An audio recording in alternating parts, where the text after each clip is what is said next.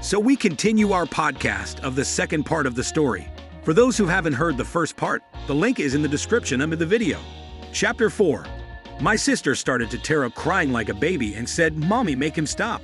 My mother began hugging her and kissing her cheeks while giving me a death glare.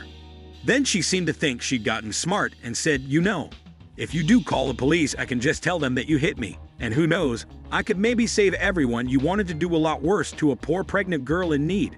I don't think that'd be a very good thing for your." I cut her off with a raised hand and said, "Just stop. If you haven't noticed, my girlfriend over there has had her phone out recording almost this whole time. And that means we have recorded evidence of you assaulting me first and openly stating you'd lie to police. I don't think that'd be so good for your reputation at your job or your little Airbnb. If looks could kill, my mother would have blew me up like a tactical nuke." But she quickly deflated and started dragging my crying sister out by the arm. My sister was somehow acting like a complete toddler and broke loose of our mother's grip to sit down on my porch step and have a tantrum. I just gave my mother a look and said, "Do you see now? This is the result of the spoiled way you raised her." She glared at me again, and then I was treated to a show of my mother trying to drag my sister off of my porch steps. But she latched onto the porch handrails and kept saying, "You promised to me," over and over again. I let out a cackle and told them both from the door to never come back. My mother flipped me the bird and then went back to trying to drag my sister off the porch. It took a few minutes, but she finally got my sister to get up and leave with her by saying I am a cruel, heartless bastard who will go to hell for this. I laughed some more and said that there's also a special place in hell for liars and narcissists who try to manipulate others to get their way. My mother clenched her fists and was about to say more when I just held out my smartphone again with it recording and said, "The clock is ticking, Mom. Get off my property." Chapter 5. My mother then walked my sister to the car, gave me one last snooty look, and drove off. I thought that was the end of it. But letting things go was never something my mother would do. After a few days, I started getting messages from people I know and some relatives online. A lot of them were furious with me, but others just had questions about what was going on.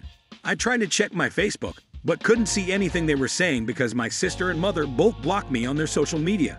But my girlfriend could still see everything because they kept their profiles set to open. We screenshotted everything and then printed some of it out. Both of their profiles had posts that called me a greedy, heartless bastard who stole the house that was meant to be my sister's inheritance right out from under her by paying off the lawyer who handled Dad's will, which is a complete and utter lie, and they both know it. I called my lawyer, who was also my father's lawyer and a trusted family friend, and gave him copies of all the screenshots from FB and the video my girlfriend had recorded the day my mother demanded my house.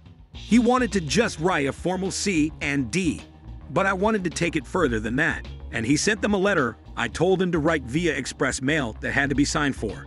So I know they got it. My mother called me in an absolute fury the same day the letter was delivered. I told her that if she and my sister didn't redact all of the untrue social media posts they made about me and tell the absolute truth, I'd send all of the information I have to the whole family, her boss, and upload the videos we recorded of her online. And then I'd sue her on top of it. She called me unreasonable, and that she just did what she did for my sister's sake, and then went into a full-blown lecture reiterating her belief that my sister still needs my house more than me.